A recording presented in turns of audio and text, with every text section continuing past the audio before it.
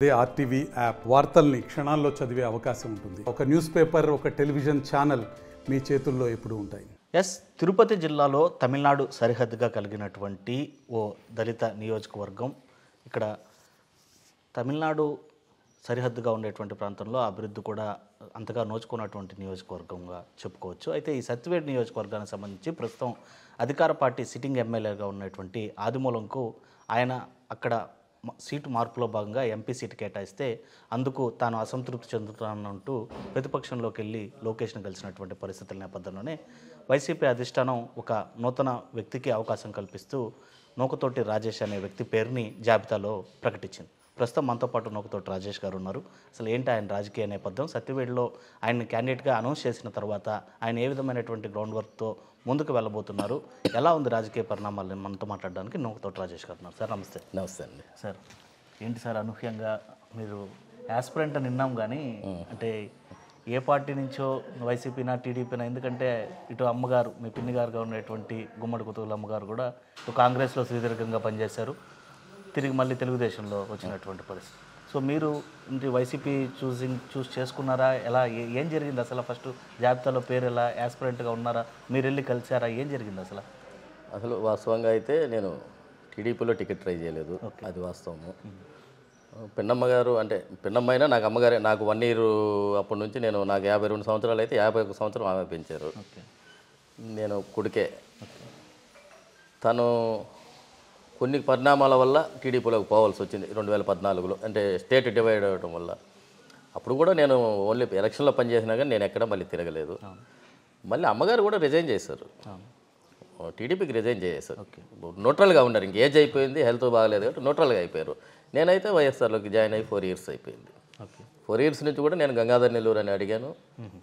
కొన్ని అక్కడ లోకల్ కారణాల వల్ల ఇంకా అది మనకి రాలేకపోయింది.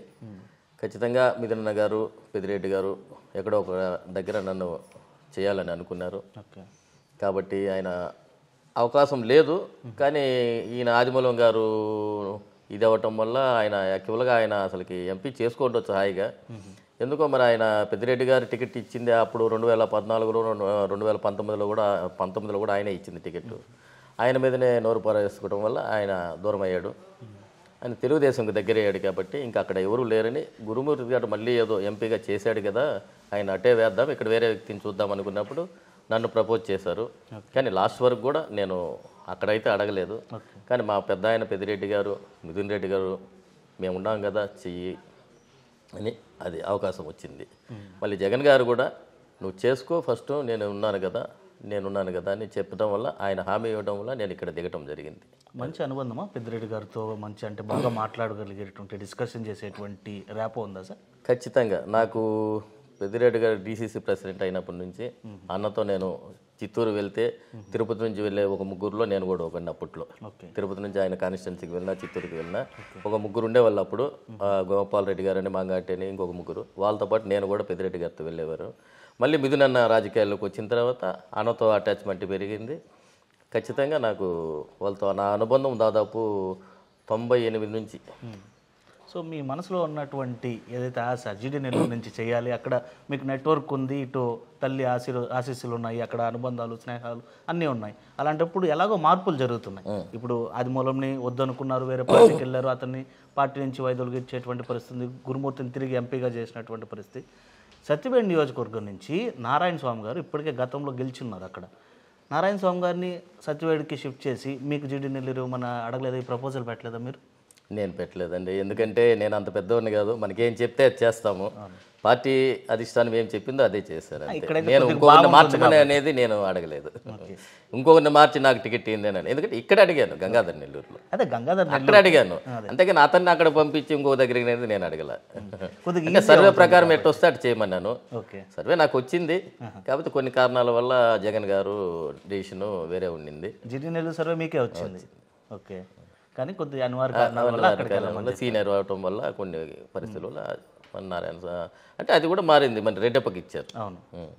సో 2 రోజులే గడుస్తుంది జాబితా వచ్చి. ఎలా ఉంది సత్యవేడు నియోజకవర్గంతో? ఏమైనా అనుబంధం ఉందా? గతంలో ఎప్పుడైనా అక్కడ తిరగడం కానీ ఏమైనా చేశారా?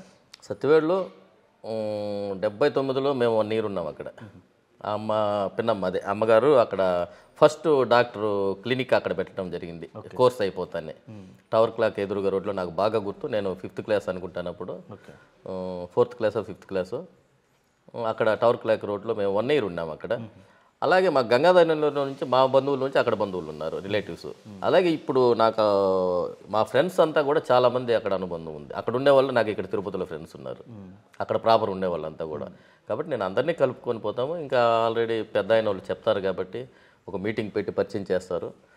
నేను ఖచ్చితంగా అక్కడ లోకల్లో వెళ్ళి నేను కలుపుకొని వెళ్తాను అందరినీ. అమ్మగారు అదే పిన్ని గారి రాజకీయ జర్నీలో ఎలక్షన్ మూమెంట్లో అయితే మాత్రం మీరు కనపడేవారు, మేము చూసినటువంటి తీరు. మొదటిసారి క్రియాశీలకమైనటువంటి రాజకీయాల్లో మీరే ఒక అభ్యర్థిగా బరిలోకి దిగేటువంటి పరిస్థితి ఉంది. అనుభవం పెద్దగా లేదని చెప్పచ్చు. ఎందుకంటే అమ్మకు చేయడం వేరు, స్వయంగా చేసుకోవడం వేరు. కొద్దిగా తొందరపాటు పడ్డా కూడా కొన్ని పొరపాట్ల వల్ల కొన్ని చేజారేటువంటి పరిస్థితులు ఉంటాయి. భయం ఎక్కడో ఒక మూలన కొద్దిగా ఉంటుంది. ఎలా అనిపిస్తుంది, ఎలా టేక్ఓవర్ దాన్ని హ్యాండిల్ చేయగలమనేటువంటి మనస్థైర్యం కానీ, ఎవరైనా ధైర్యం చెప్పడం కానీ? ఖచ్చితంగా నాకు మా పెద్ద అయిన వాళ్ళు ధైర్యం చెప్పారు. మేము ఉన్నాం కదా, మేము ముందుకెళ్ళు అన్నారు. అలాగే మాకు ఒకటే, మాకు 175 స్థానాల్లో అభ్యర్థి జగనన్నే, మేము కాదు. జగనన్న చేసిన సంక్షేమ పథకాలే మమ్మల్ని గెలిపిస్తాయి. చంద్రబాబు నాయుడికి ఈసారి కూడా భంగం తప్పదు. ఖచ్చితంగా మా జగనన్న గవర్నమెంటే, వైఎస్ఆర్ గవర్నమెంటే వస్తుంది. నా అభ్యర్థిత్వం కాదు, అక్కడ జగనన్నే క్యాండిడేట్. అక్కడ నేను లోకల్ ఉండే పాలిటిక్స్ని కూడా నాకు మౌలు చేసుకొని జగనన్న ఆశీస్సులతో, పెద్దిరెడ్డి గారి ఆశీస్సులతో ఖచ్చితంగా వెళ్తాను. పిన్ని గారు చనిపోయి ఇంకా సంవత్సరం కూడా కాలేదు, వస్తున్నటువంటి పరిస్థితి. సో ఇలాంటి ఆశ మీకు ఫస్ట్ నుంచే ఉంది, రాజకీయాల్లోకి రావాలి, అభ్యర్థిగా మేము పోటీ చేయాలని. ఆ డిస్కషన్, ఆ ప్రపోజల్ మీ పిన్ని గారితో డిస్కస్ చేయడం కానీ, ఆమె ఏదైనా సూచనలు సలహాలు ఇవ్వడం కానీ, ఎలాంటి సూచనలు ఇచ్చారు? మొన్న అంటే ఈ ఎలక్షన్కే నేను అడగటం, అంతకుముందు అడగలేదు నేను. ఎందుకంటే అప్పుడు తమ్ముడు నిలబడ్డాడు. ఈ ఎలక్షన్కి నేను డిస్కస్ చేశాను, రిజైన్ చేయటం అమ్మకి చెప్పే రిజైన్ చేశాము. మళ్ళీ అమ్మ కూడా రిజైన్ చేయటం జరిగింది ఆ పార్టీకి. ఇక్కడ చేరేటప్పుడు కూడా అమ్మే చెప్పారు. అమ్మ ద్వారానే నేను చేరాను పెద్దిరెడ్డి గారి దగ్గర. పెద్దిరెడ్డి గారు నా ఆశీస్సులు ఉంటాయి చేరన్నాడు, చేరాము. ఖచ్చితంగా అమ్మకి డిస్కషన్ చేసే జరిగింది ఇది. ఆమె సపోర్ట్ ఉండింది. కాకపోతే నేను ఒకటి ఉండింది నాకు ఆశ, ఆమె పాత రోజులను ఆమెకు మళ్ళీ గుర్తు చేద్దాం అనుకున్నాను. కాకపోతే ఈరోజు మా మధ్య లేదు. అది ఒక్కటే బాధ. ఆమె మా విజయాన్ని చూసి ఆనందించిండేది, కానీ ఈరోజు మా మధ్య లేదు. ఇంకా దగ్గరికి 1 year అవుతా ఉంది 15వ తేదీకి. అదొకటి బాధ. చివరి రోజుల్లో ఎలాంటి సలహాలు కానీ, రాజకీయ సలహాలు కానీ ఇవ్వడం జరిగిందా పిన్ని గారు? ఇలా అయితే ఆ మాటలు ఏమన్నా గుర్తుకొస్తున్నాయి? ఖచ్చితంగా గుర్తొస్తాయండి. ఎందుకంటే అంటే ఆమె కొన్ని చెప్పేది, రాజకీయాలు చాలా ఉంటాయిరా, ఇంత ముందులాగా లేవు రాజకీయాలు, మా రోజుల్లో రాజకీయాలు కాదు, కొంచెం జాగ్రత్తగా వెళ్ళు, అందరినీ కలుపుకొని వెళ్ళు, అందరితో మంచిగా ఉండని. ఆమె ఎట్టు ఉండిందో అట్నే నాలాగానే ఉండని చెప్పారు. ఆమె ఒక సామాన్య వ్యక్తిలాగానే ఉండేది అంతే. ఒక ఎమ్మెల్యే అని ఎవరు అనుకోరు ఆమెని. ఎక్కడ కానీ మీరు చూసినారో లేదో కానీ పాత ప్రెస్ వాళ్ళందరికీ తెలుసు. ఆమె ఒక మామూలుగా సామాన్య ఇంట్లో వంట కూడా చేసేది. ఒక్కొక్కసారి టోటల్గా ఆమె అసలుకి మామూలు లేడీ లాగానే ఉండేది, ఎమ్మెల్యే లాగా ప్రవర్తించింది ఎక్కడ లేదు. యాజ్ ఇట్ ఈజ్ నాకు ఇది వచ్చింది. మేము కూడా ఒక కార్యకర్తలాగానే పనిచేస్తాం, కానీ ఒక ఎమ్మెల్యే లాగా నేను ఉండను. అది. సో ఒక కుటుంబ విషయం, పర్సనల్, మీరేమనుకోనండి అంటే మీకు తల్లిగారు ఉన్నప్పటికీ కూడా మిమ్మల్ని ఎంతో ప్రేమగా చేరదీసి ఫస్ట్ నుంచి ఒక బిడ్డలాగా తను పెంచుకుంటూ వచ్చి తన ఆస్తులను కూడా మీకే రాసిచ్చినటువంటి పరిస్థితులు ఏంటి అక్కడ? అంటే మీ ఇద్దరి మధ్య అనుబంధం, అటాచ్మెంట్ ఎక్కడ జరిగింది చిన్నతనంలో? ఆస్తులేమో రాసిలేదండి, అది వాస్తవం కాదు. ఓకే. అంటే నాకు హెల్ప్ చేసిన మాట వాస్తవం ఫైనాన్షియల్గా, కానీ అసలు మా మదర్ ఎంప్లాయీ, మా ఫాదర్ ఎంప్లాయీగా ఉన్నారు. ఆయన ఎప్పుడో చనిపోయారు.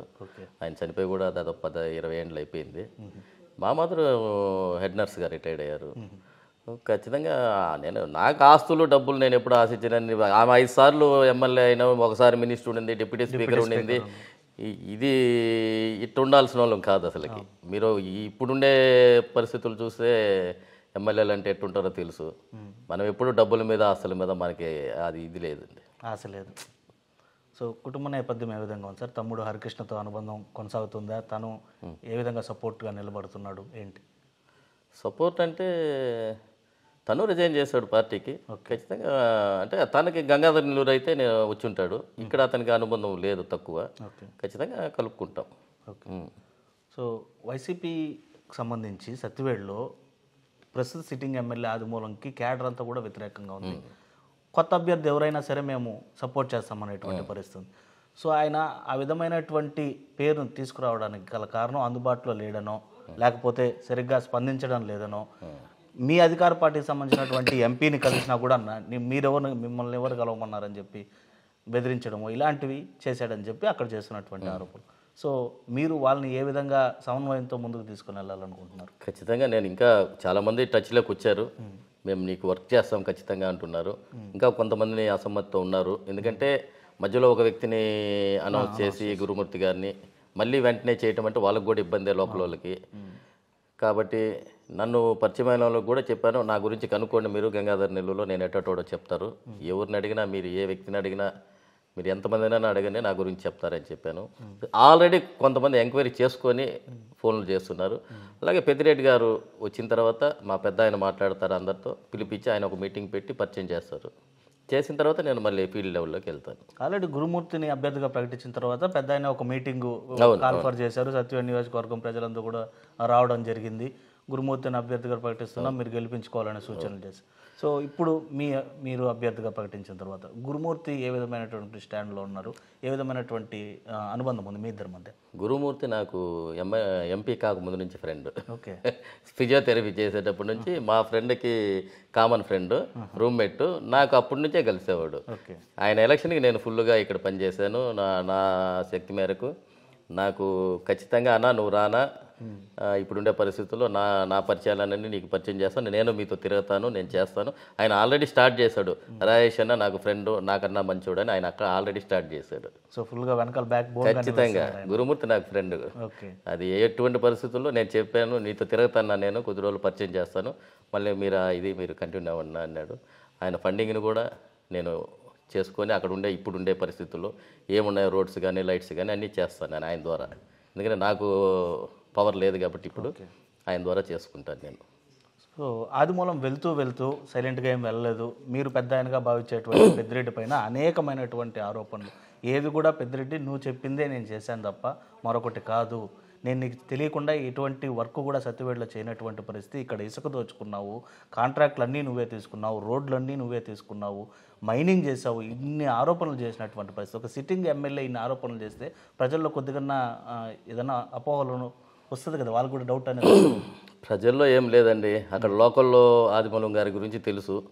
ఆ సర్వేలో లేదని ఆయన్ని తప్పించడం జరిగింది. ఆయన కావచ్చు, ఆయన ఫ్యామిలీ మెంబర్స్ మీద ఎవరి మీదైనా కావచ్చు, ఖచ్చితంగా అగైనిస్ట్ ఉంది. నేను కూడా మాట్లాడిన వాళ్ళు కూడా మాకు ఆదిమూలం వద్దు, ఒకవేళ గురుమూర్తి అనుకున్నాము, కాదు గురుమూర్తి కాదంటే మీరు కూడా ఓకే అనే చెప్తున్నారు. ఇప్పుడు ఖచ్చితంగా అసలుకి 2014లో 19లో టికెట్ ఇచ్చింది మిథున్ రెడ్డి గారు, పెద్దిరెడ్డి గారు ఆయనకి. అట్టేటప్పుడు వాళ్ళని దూషించడం ఏంటండి, ఇది హాస్యాస్పదం. అసలుకి నేను మొన్ననే స్టేట్మెంట్ ఇచ్చాను, పాలు తాగి తల్లి రొమ్ము గుద్దినట్టు అవుతుంది ఇది. ఓకే. సో ఆదిమూలం అనే కాదు, ప్రతిపక్షాలు కూడా మీరు నమ్ముకునే పెద్ద ఆయన పైన అనేకమైనటువంటి ఆరోపణలు. స్వయంగా చంద్రబాబు కూడా ఆయన పైన ఆరోపణలు చేస్తుంటాడు. ఎక్కడ చూడు మైనింగ్ మాఫియాకి కింగ్ అతను అనేసి. ఏ విధంగా చూడాలి దాన్ని? ఆయన ఎప్పుడు మైనింగ్ మాఫియాలో కింగ్ కాదు, ఏమి కాదు. ఆయన కాంట్రాక్టులు ఆయన జెన్యున్గా చేసి సంపాదించిందే కానీ ఎప్పుడు కానీ ఆయన ఇట్టాటివి ఎప్పుడు చేయలేదు. అది ప్రతిపక్షాలు అన్నప్పుడు ఉంటాయి, అది అన్నీ నమ్మాల్సిన పని లేదు కదా. ఓకే. ఇప్పుడు మీరే అన్నారు మీకు తెలియదు మేడం ఆస్తులు ఇచ్చారంట కదని, అది వాస్తవం కాదు, నన్ను ఎవరు అడిగినా చెప్తారు. అట్లా ఏదో ఉంటాయి, అంతేగాని అది వాస్తవం అయితే కాదు. ఓకే.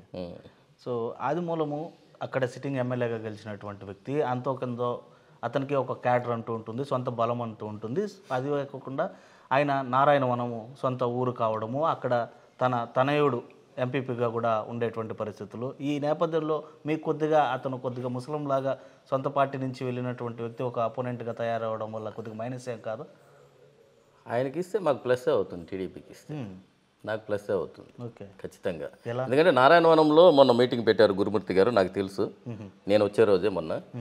ఒక 3 తప్పిస్తే ఎంపీటీసీలు సర్పంచులు మిగతా అందరూ అటెండ్ అయ్యారు. ఓకే. కాబట్టి అక్కడ కూడా ఆయన కొంత అయితే కొద్దిగా ఉండొచ్చు, ఏదో ఆయన సొంతది అయితే కొద్దిగా ఉండొచ్చు, కానీ పార్టీ క్యాడర్ అంతా కూడా జగనన్న గెలవాలని ఉన్నారు.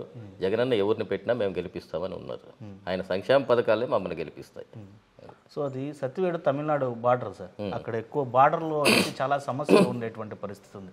సరిగ్గా ఏదైనా సంక్షేమ పథకాలని కావచ్చు, మీరు ఏదైనా తీసుకోండి, ఒక సమస్యను వేయాలనుకుంటే బార్డర్స్ వల్ల ఇష్యూస్ ఉన్నాయని చెప్పి అక్కడ ప్రజలు అనేక మార్లు ఎంపీ దృష్టికి కావచ్చు, ఎమ్మెల్యే దృష్టికి కావచ్చు తీసుకొని వచ్చినటువంటి పరిస్థితి. సో మీరు ఇప్పుడు అభ్యర్థిగా వెళ్ళబోతున్నారు, మిమ్మల్ని కూడా అవే హామీలు కోరేటువంటి పరిస్థితి ఉంటుంది. ఎలా నేను చూస్తాను అక్కడ ఏమి నాకు ఇంకా తెలియదు కదా. వెళ్ళిన తర్వాత నేను ఏమి అడుగుతారో హామీలు చూసుకొని నాకు ఇప్పుడు ఏమన్నా చేయగలిగే ఎంపీ ద్వారా చేయగలిగే ఉంటే నేను చేపిస్తాను. లేదు మనం గెలిచిన తర్వాత ఏం చేయలేము, మన ద్వారా ఏం చేయగలం అనేది నేను ఖచ్చితంగా చేస్తాను నేను. సో మీరు ముందు నుంచే యాస్పిరెంట్ కాబట్టి అడుగుతున్నాను, ఎమ్మెల్యే అయిన తర్వాత ఏదో ఒకటి చేయాలి, ప్రజల్లో ఉండిపోవాలి అనే విధంగా ఏదన్నా ఒకటి చేయాలని ముందు నుంచి ఏదన్నా ఒక ఐడియాలజీలో పెట్టుకున్నారా? ఉన్నాయి కదా, అంటే మనకు అక్కడ సమస్యలు మనకి గంగాధర నెల్లూరు అయితే తెలుసు కాబట్టి మనం ఉన్నాయి. ఇక్కడ ఏమున్నాయి అనేది నేను పూర్తిగా ఫీల్డ్ లెవెల్కి పోతే తెలుస్తుంది. నేను ఖచ్చితంగా మేము పలాంది అని అక్కడ చూసిన తర్వాత నేను చెప్తాను. ఇప్పుడే చెప్పలేను, అది ఏది చేస్తాననేది నేను ఇప్పుడు చెప్పలేను కదా. సో అక్కడ సమస్యలు ఏమున్నాయని నాకు ఇంకా పూర్తిగా తెలియదు. అక్కడ సమస్యలు నేను చూసిన తర్వాత నేను ఖచ్చితంగా మళ్ళీ ఇంకొక ఇంటర్వ్యూలో కావాలంటే చెప్తాను. ఓకే. సో సత్యవేడు నియోజకవర్గంలో మీరు అక్కడ లోకల్ కూడా కానటువంటి పరిస్థితి, మీరు క్యాడరు ప్లస్ ఎంపీ గురుమూర్తి పెద్ద వీళ్ళందరూ సపోర్ట్తో ముందుకెళ్తాను అంటున్నారు. ఎలా ఉండబోతుందో ఫైనల్గా ఏమనుకుంటున్నారు? ఎలాంటి హామీతో అక్కడ ఉండేటువంటి క్యాడర్ని కావచ్చు, ప్రజలను కావచ్చు ప్రసన్నం చేసుకునేటువంటి వ్యూహంతో ముందుకెళ్తారు? నేను ఖచ్చితంగా అందరి దగ్గరికి వెళ్ళి నేను వాళ్ళని రిక్వెస్ట్ చేసుకుంటాను. అందరూ కూడా పెద్ద ఆయన కూడా చెప్తారు, మాకు మిథున్ రెడ్డి గారు కూడా అందరిని పిలిపించి చెప్తారు. నా గురించి తెలుసుకుంటే వాళ్ళే నాకు ఖచ్చితంగా హెల్ప్ చేస్తారు. ఎందుకంటే నా మనస్తత్వము నా ఇది వాళ్ళకి అగైనిస్ట్గా ఉండదు. ఎప్పుడు నేను స్మూత్గా వెళ్తాను అందరితో. నాకు గంగాధర నెల్లూరులో అయితే అందరికీ తెలుసు, ఆల్రెడీ వీళ్ళు ఎంక్వైరీ చేసుకుంటున్నారు. గంగాధర నెల్లూరులో రాజేష్ ఎట్టుంటాడని వాళ్ళు ఆల్రెడీ చెప్తున్నారు. నాకు వీళ్ళు ఫోన్లు చేస్తున్నారు, సార్ మీకు మేము ఆడ కనుక్కున్నాం సార్ మీ గురించి, మీరు బాగుంటారంట అని చెప్తున్నారు. ఖచ్చితంగా నేను నా అనుభవంతో అందరినీ కలుపుకొని పోతాను. నేను ఏ గ్రూపులు లేకుండా కలుపుకొని పోతాను. గెలిచిన తర్వాత ఆదిమూలంలాగా క్యాడర్ని దూరం చేసుకొని అయితే చేసుకోరు. మా దగ్గర అది ఉండదు. ఓకే. అట్టుంటే పిన్నమ్మ గారు 5 సార్లు గెలవరు. ఓకే. ఇది మేము కూడా అక్కడెవరు నా అసమ్మతి ఉంటే నా దగ్గర వచ్చి మాట్లాడేవాళ్ళు, మేము అడ్జస్ట్ చేసేవాళ్ళము. కాకపోతే ఇప్పుడు నేను ఒకటే అయిపోయాను, నేనే చేసుకోవాలి ఇంకది. అప్పుడైతే పిన్నమ్మ దగ్గర ఏదైనా కొద్దిగా అటు ఇటుగా ఉండేవాళ్ళు, నా దగ్గర వచ్చేవాళ్ళు. సరే మళ్ళీ నేను అమ్మ దగ్గరికి పిలుచుకొని వెళ్ళి వాళ్ళతో మాట్లాడి వాళ్ళని ఒక గ్రూప్గా వాళ్ళకి చేయాల్సిన పార్టీ అందరూ పార్టీ వాళ్ళే కదా. మనకు పని చేసినప్పుడు మనం అందరికీ చేయాలి కదా. అట్లా దూరం పెట్టడం తప్పండి. కార్యకర్తలను దూరం పెడితే ఏ ఎమ్మెల్యే కూడా మళ్ళీ గెలవరు. ఓకే.